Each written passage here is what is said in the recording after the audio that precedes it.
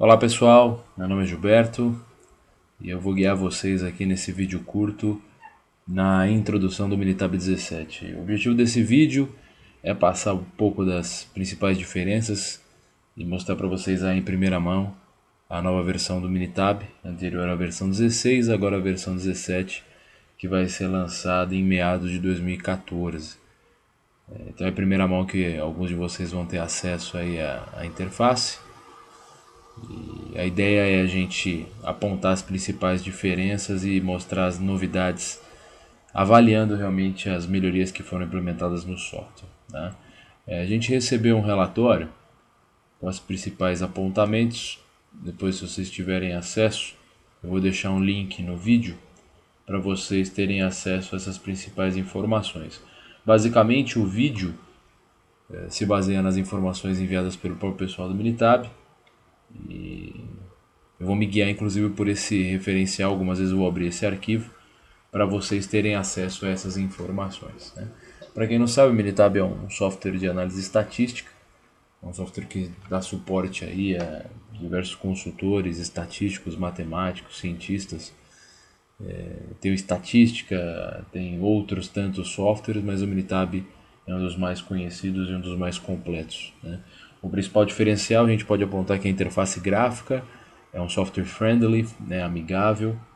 Inclusive eles trabalharam muito isso na nova versão, né? Os ícones foram mudados, a interface foi melhorada e foram incrementados alguns pontos onde a ideia é depender menos de alguém tecnicamente mais capacitado, né? Com ferramentas mais robustas, com relatórios próprios para que o executor, por exemplo, de um nível Greenbelt ou com nível de estatístico mediano, consiga já fazer algumas análises avançadas ou fazer alguns experimentos mais avançados. Depois a gente vai discutir isso pode ser bom, pode ser ruim, mas enfim, é que eu vou apontar as principais mudanças. Primeiramente vamos abrir o Minitab 17, tá aqui o iconezinho dele, aqui está o Minitab 16, a gente vê um pouquinho da diferença, um pouco mais sóbrio o ícone, né? Minitab 17. Do ponto de vista de velocidade, eu tenho trabalhado com o Minitab 17 há algum tempo. A priori não parece ser mais leve nem mais pesado. Não consegui constatar se ele é mais ou menos estável, até porque o Minitab é um software que trava pouco. Claro que se a gente imputar muitos dados, algumas análises ficam mais pesadas, mas parece que está bastante estável a plataforma. Bom, nesse primeiro momento vocês conseguem ver que não mudou muita coisa, né? Aqui os menus estão em português. A gente teve a opção já de instalar em português essa versão de demonstração, mas a priori a gente tem a Session, Worksheet. Caso a gente faça os gráficos, eles vão aparecer aqui.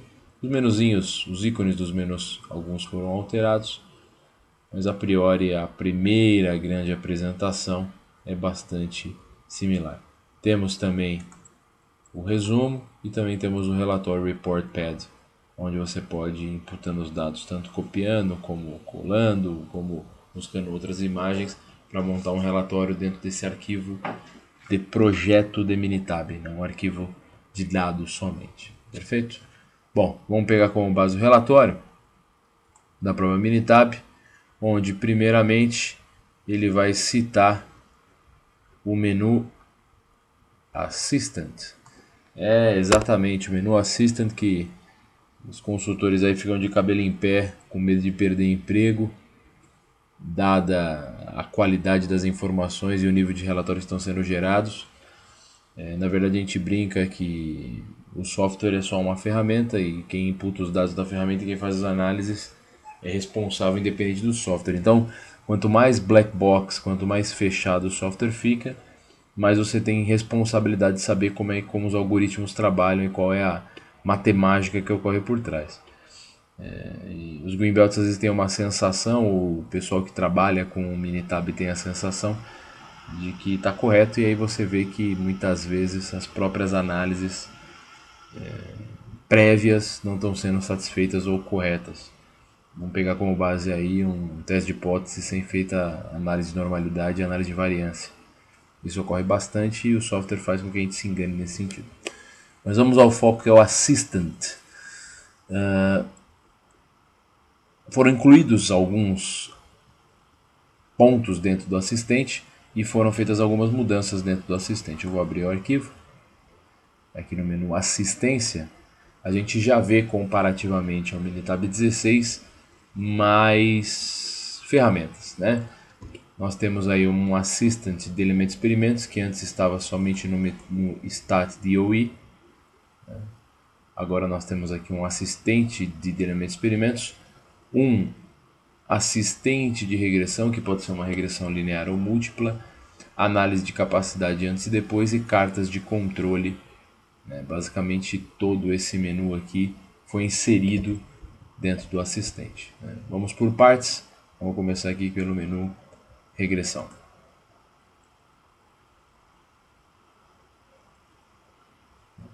Só para deixar claro, não estou seguindo nenhuma estrutura estatística, metodológica, só estou passando os principais pontos. Acho que o ponto mais significativo realmente de mudança desse software foi o incremento do assistente aí com outras ferramentas.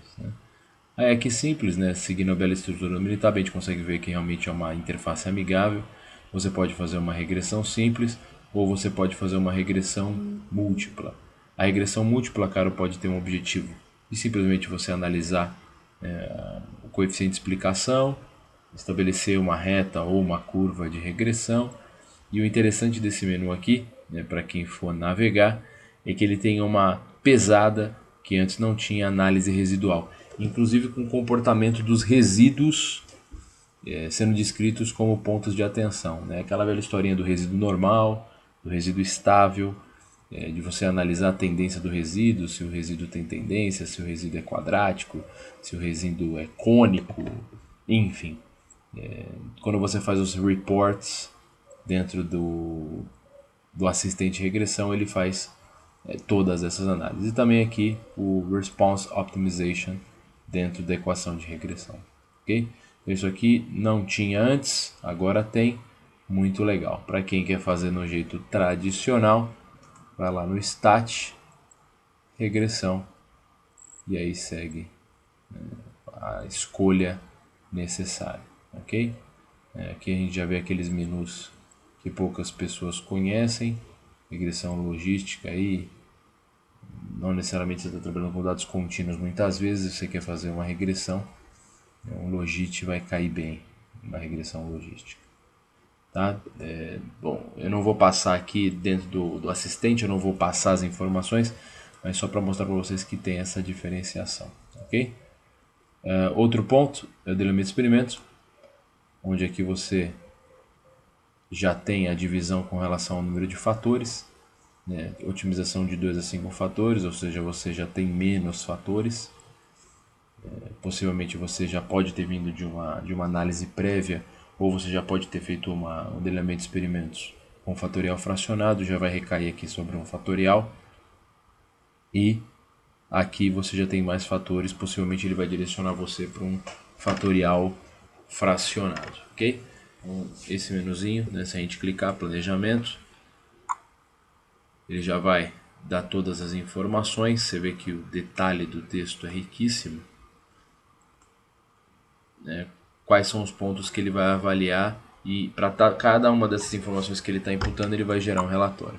Então aqui eu quero planejar um processo de experimentação, meu objetivo é criar um experimento. Quero criar o experimento, aqui ele já me dá o experimento. Okay? Número de fatores eu posso colocar até 5. O objetivo aqui já no Response Optimization também ele já coloca. Ele é um guia de tal maneira que a gente pode pensar que ele é a prova de falha.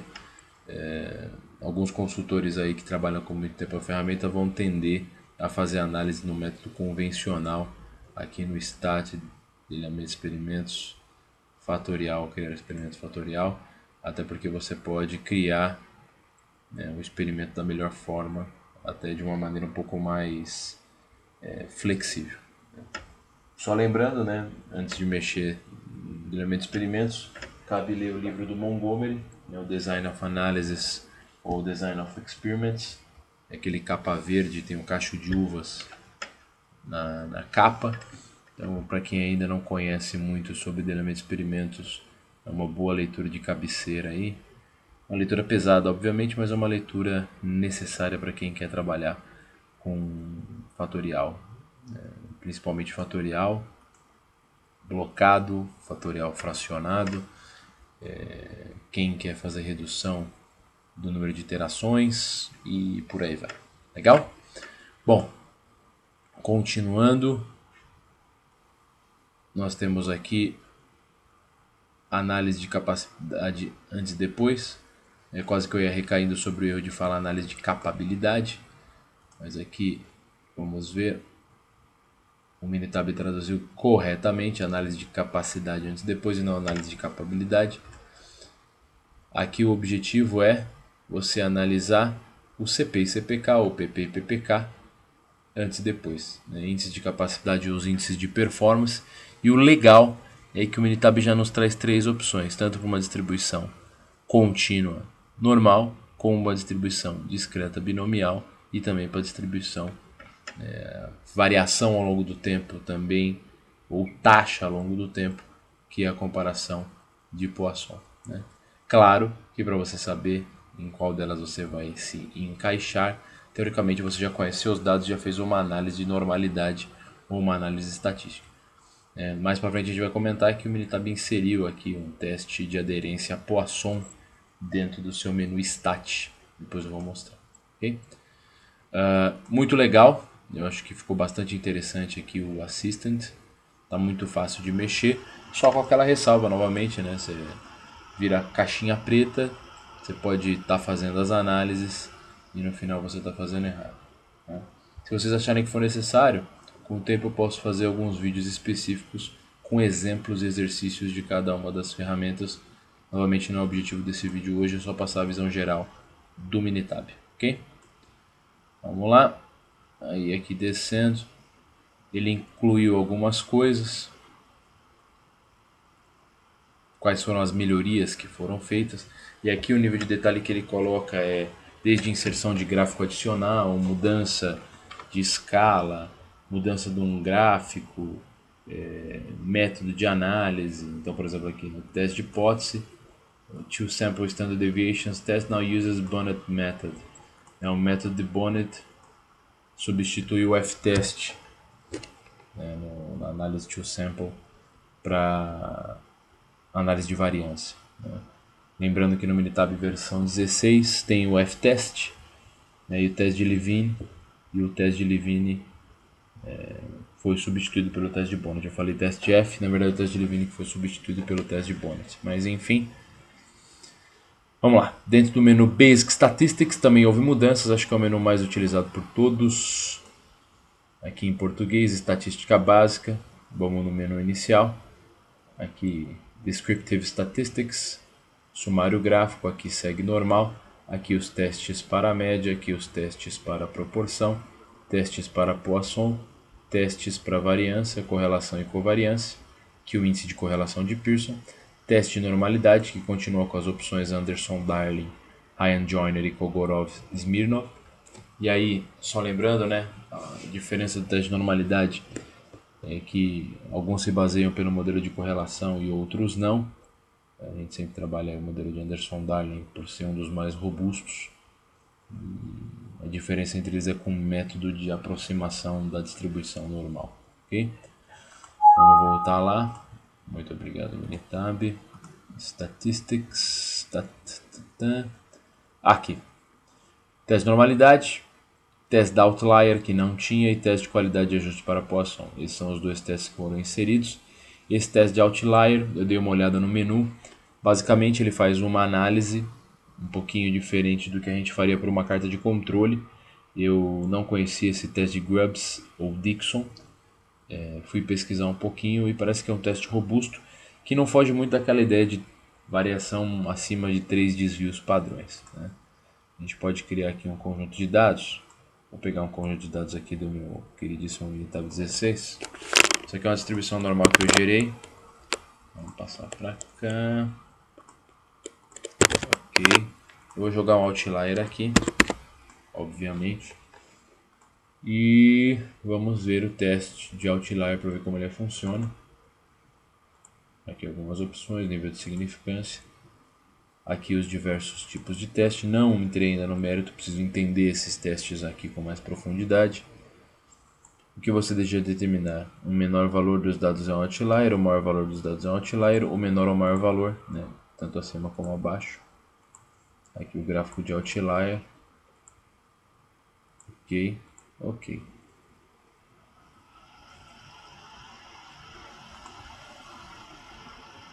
Ele traz um p-valor, um certo nível de significância.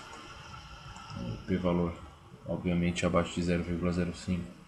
A gente não aceita a hipótese H0. A hipótese H0 possivelmente é a hipótese de que eu não tenho nenhum dado diferente da distribuição, ou seja, eu não tenho outlier.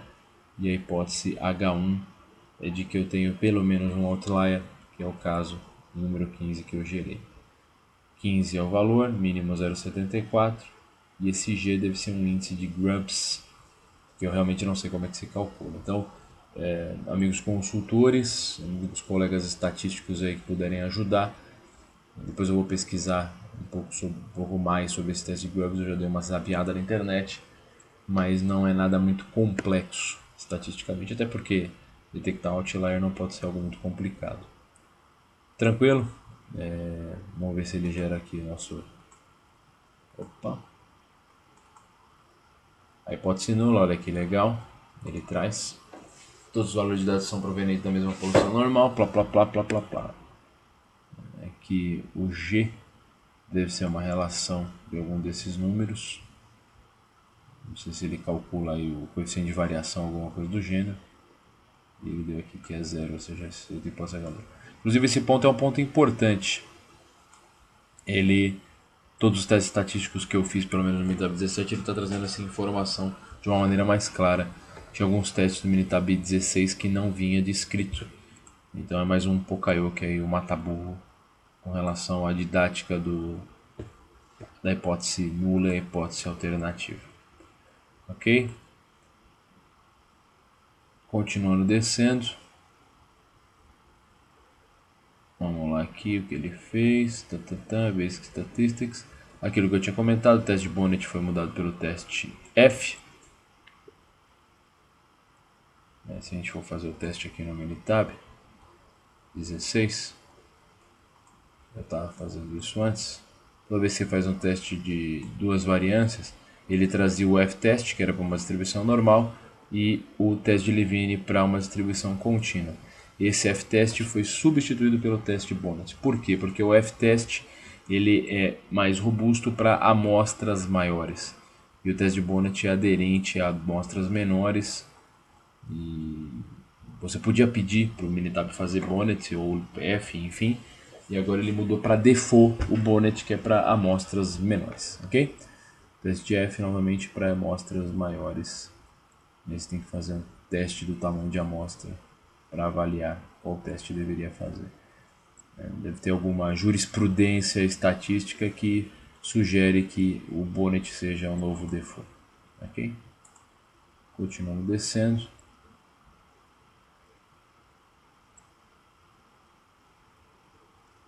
Foram incluídos novos itens no menu Regression, regressão de Poisson, ajuste de dados binomiais ou binários, perdão, e estudos de estabilidade. Vamos olhar esses estudos de estabilidade? São bastante interessantes. Regressão, estudo de estabilidade. O que é o estudo de estabilidade? Criar worksheet para estudo de estabilidade. Tempo de teste no formato numérico, intervalos variáveis, número de vezes do teste, 9 unidades de tempo 3 lotes, ok. Mês, tempo 1, pá. Número de amostras 2, nome do lote, número de lotes, ok. Ele já vai criar um worksheet aqui para mim. Para se gerar um estudo de estabilidade com relação a alguma característica que eu quero controlar ao longo do tempo. Importante aqui, mês. Eu posso colocar aqui um dado continuo discreto de uma verificação que eu estou fazendo e fazer assim a análise de estabilidade. Eu posso gerar aqui dados. São quantos pontos? 54. Vamos gerar dados aqui, calc, dados aleatórios. Vamos distribuir por uma Poisson. 54 pontos, armazenado em C4, com uma média de 10. Ok, resultado seja lá o que for, vou em stat, regressão, estudo de estabilidade, estudo de estabilidade. A resposta é o resultado, o tempo é o mês e o lote é o lote. A especificação inferior, vamos pensar que seja 5, vamos pensar que seja 9. Vamos colocar 10 aqui. Com a distribuição de Poisson, uma média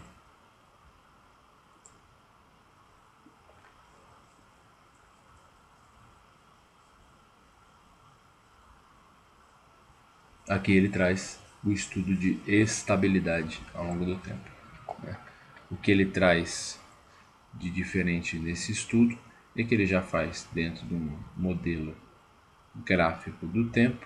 Aqui ele tem os resultados agrupados mês a mês. Ele já faz a curva de regressão e faz os limites do intervalo. Obviamente ali o 5 é limite de especificação e especificação superior ali o 10. Tranquilo? Eu não sei o que isso efetivamente muda do trend analysis que a gente fazia lá no Time Series. Gráfico de séries temporais. Eu poderia fazer aqui o resultado, vir aqui no tempo escala, colocar a estampa mês e pedir para ele fazer. Aqui ele traz somente os pontos, mas eu poderia fazer agrupado por mês, apesar que aqui ele está repetindo, né? 0, 0, 0, 0, 0. Ah, entendi o que ele fez. Entendi o que ele fez, a diferença dos pontos aqui. Aqui ele está colocando como um division value plot, agrupado no período, ou agrupando por lote. Nada que você não conseguiria fazer as tabulações corretas dentro do Minitab. Mas enfim, para quem deseja fazer essa análise, tá aí uma ferramenta adicional. Okay? É importante que quando a gente participou dos webinários dentro do Minitab, houve muito input da voz do cliente. Eu participei de algumas reuniões realmente mais como ouvinte do que efetivamente gerando discussões sobre o que deveria ser acrescentado. Na verdade eu estava ali mais como curioso. E a gente percebe que realmente eles ouviram diversos segmentos aí para incrementar o Minitab. Ok? Então no menu Regression também foi adicionada a regressão de Poisson. Dentro do método ANOVA não tem mais aquela questão do unstacked e o stacked. Se a gente vier aqui no Minitab no 16, antes a gente tinha o one way, o unstacked e o stacked, que dependia basicamente de como estavam os dados, né? ANOVA é um fator. E agora o Minitab considera somente um fator. E é aqui que ele te dá a opção de ser o stacked on ou unstacked. E esse menu aqui ele já ocorre em vários locais. Os dados estão empilhados ou os dados não estão empilhados. Nada muito fantástico, mas economiza ali um caminho. Então você tem uma forma só de um caminho só para fazer o one way ANOVA, e dentro dele depende de como seus dados estão inseridos, você trabalha. Legal? O que mais? Algumas mudanças dentro das ferramentas.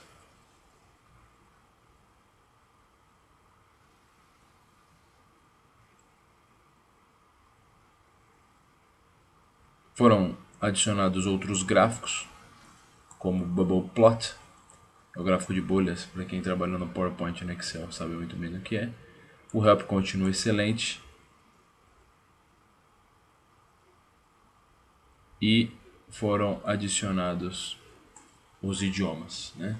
Para nós brasileiros, é fantástico ter o Minitab aí em português. A gente só vai ter que se ajustar. Algumas coisas a gente está tão habituado a trabalhar em inglês que a gente praticamente não vai demorar um pouquinho para se acostumar em português, ok? Bom, é isso, pessoal. Esse vídeo, vocês já estão vendo o horário aqui, eu estou bastante cansado, até por isso o rendimento do vídeo está caindo. Mas a ideia era deixar um registro de alguns pontos aí que cabe vocês darem mais uma aprofundada. Acho que é interessante até algumas ferramentas aí a gente discutir um pouquinho mais, até para não ser ferramentas usuais que foram inseridas e que não constam aí nos materiais típicos de treinamentos. Mas enfim, se vocês acharem que cabe fazer mais vídeos com começo, meio e fim um pouco mais estruturados, vocês dão a dica aí, eu vou postar na página e vocês façam os comentários, ok? Muito obrigado e uma boa noite a todos vocês.